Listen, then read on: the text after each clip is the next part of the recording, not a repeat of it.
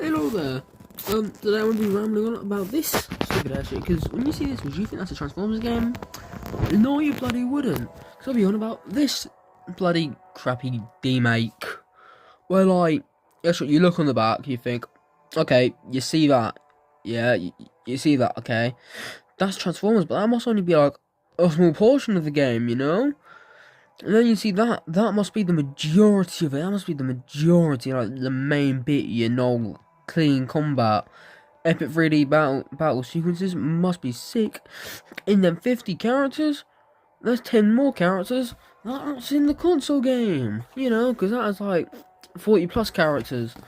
And plus, the characters you can see that's in this, which ain't in the console game, RC. I'm pretty sure she ain't actually. I've played the campaign, so like, I've beaten the campaign.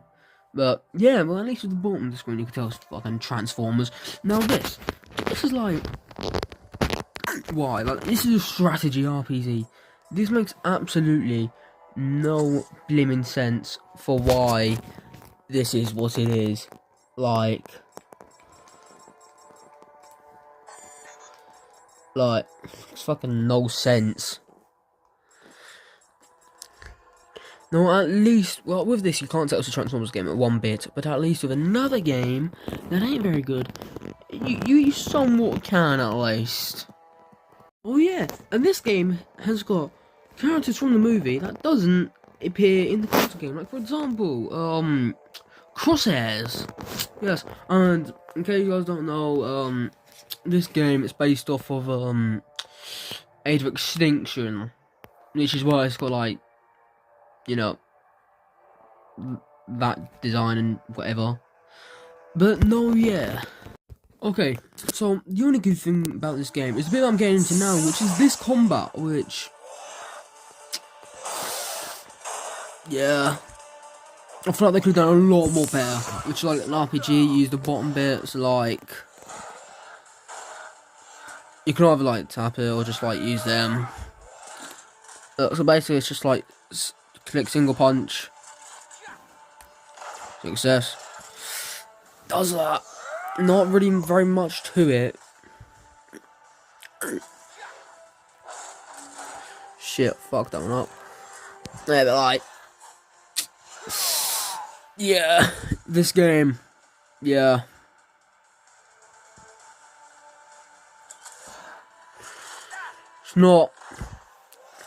It's not very good. Yeah. I don't think I've gone into depth about the world, so now like, I'm gonna go in depth about the world, so like, I'll say in depth, but like, so it's basically, to move, you just click on A, you go down, A again, A to use for that. I'll put that down. You see, not very much to it, but like, it's like, you know, can Bumblebee actually do that? Yeah, yeah. Like, it kind of gets like boring after a while. Now, this is definitely got to be the worst of the 3 games that released on the 3DS. I think I'm only missing one, to be fair, and that's Prime. But no, yeah. And then with the other games, you can tell shit is Transformers, even with Dark of the Moon, which I'll get into after this. Oh yeah, and when you're in battle, there's also like ranged attacks and supers. I don't know what supers are actually. I don't think I've done a super before. But look, basically, super, grant increased combat powers to nearby allies. Get back. There's ranged attacks, which would just be like douche.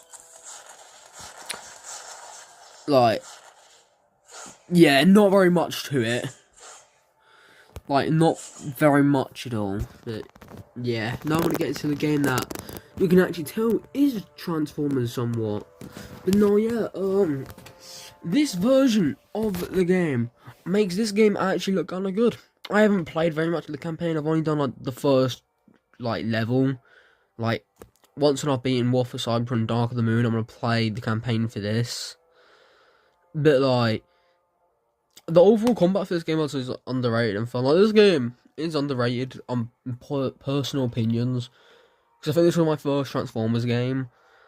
I'm pretty sure it was for consoles that ain't an RPG yes. When I say RPG, I mean that game. I mean like doing the OG games. That game's mid. But no, yeah. I've just been playing Escalation for this game, and so far, just playing Escalation is actually quite good for this game. Like, Escalation is fun as heck on here. Like, genuinely. But no, yeah. Now, I am gonna get into. Oh yeah. And this follows, I believe, the same plot as the console game. I believe. But no, I'm gonna get into Dark of the Moon now on the 3DS. Okay, so now over Dark of the Moon, Stealth Force. Now this game I've actually beaten, unlike Rise of the Darkspark. I've actually beaten this. So like, I think I'm actually on my second playthrough now, I think, or something like that. Well, I'm currently playing for this version, which I believe these got the same campaign and the same sort of story, just this is missing out on some bits. Now, the main gimmick of this game is the Stealth Force, which has it to where... Now this is a tutorial mission. Button. Playset's a button. Okay, fuck's sake. So this is a tutorial where you play side wipe, ain't it? Yeah, you just got to drive through these markers. But with this game, it's better than... it's better than Rise of the Darkspark on here. Now I want to try and get into the actual Stealth Force. In order to change into stealth form, you will need to collect a sufficient amount of energon. Collect the energon, then await my instruction. Yeah. So of course you need energon, as it's just stated.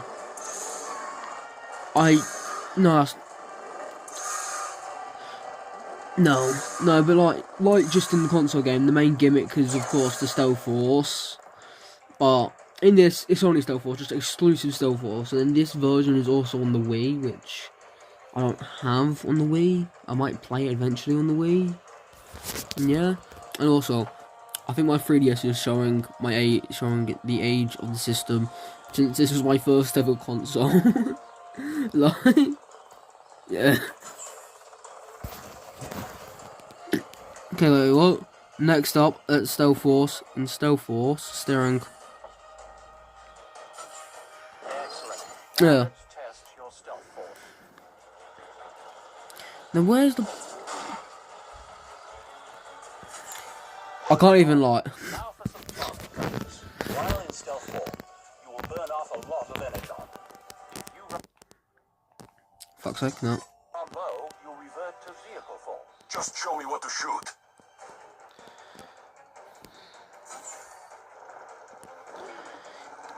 Okay, then this game, it's alright. I don't get why they didn't with... No, yeah. But like, it's better than Rise of the Darkspark. Like, this is just regular, just Stealth Force mode only, which is kind of a letdown. But like, yeah, could have been a lot more better. But it's actually somewhat good as well. Now, I'm going to compare the two games. So yeah, but overall, these two compared to each other, like, I haven't played much of this. I've only done the first chapter. I'm currently playing through it with the first mission. Well, not. Yes, yeah, but yeah, I feel like with the missions in this game, you mainly play as Ironhide. I'm pretty sure, yeah, you mainly play as Ironhide for the majority of it. It's got similar covers, of course, and everything, and vehicle combat game, yeah.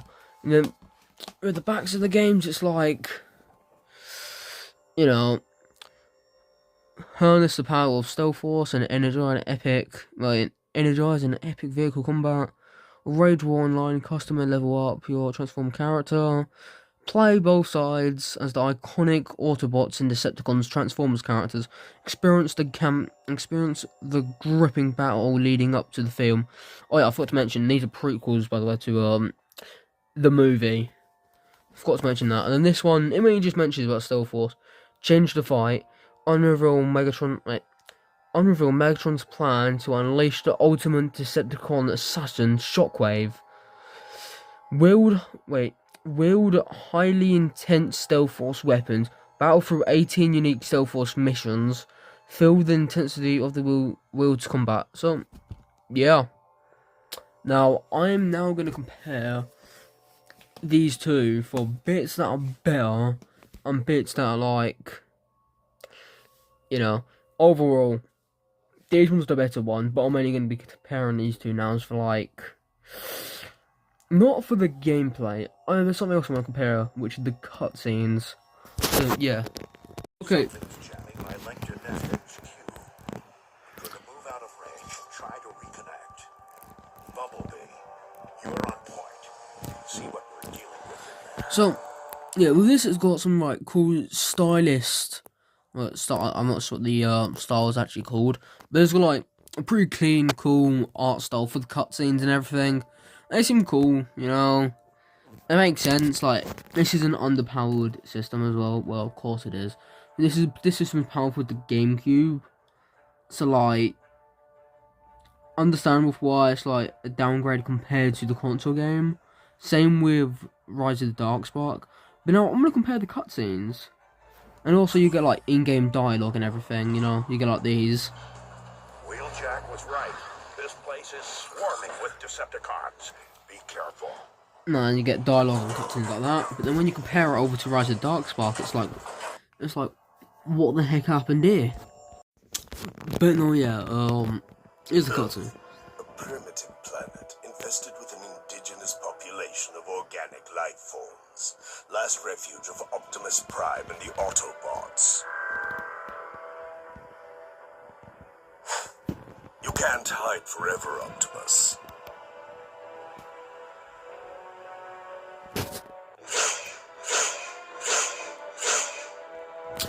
Yeah, there's one more cutscene that I've seen after this. After that, like. What is this insanity? What is the meaning of this attack? I do not know.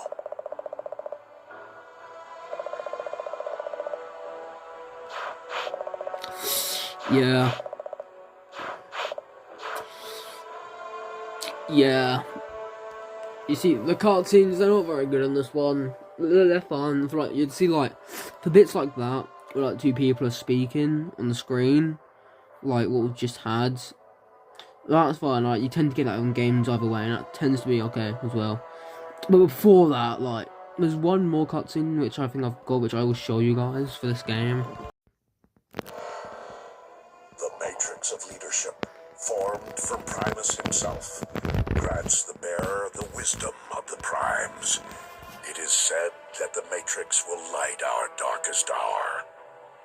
But for every force in the universe, there is an equal and an opposite. For every hero, a villain. Every matter, an antimatter.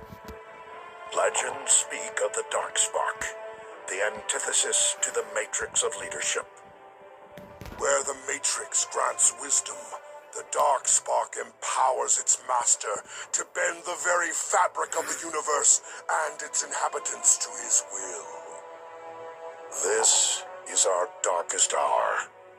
Cybertron has nearly fallen, and the Autobots are on the verge of defeat. This is our finest hour. Cybertron is nearly ours, and victory is finally within the Decepticons' grasp. Megatron now seeks the power to deliver the final blow. He has sent agents across Cybertron in pursuit of the Darkspark. This war shall soon be at an end. My Decepticons will find the Darkspark, and I will not be denied the victory that is rightfully mine.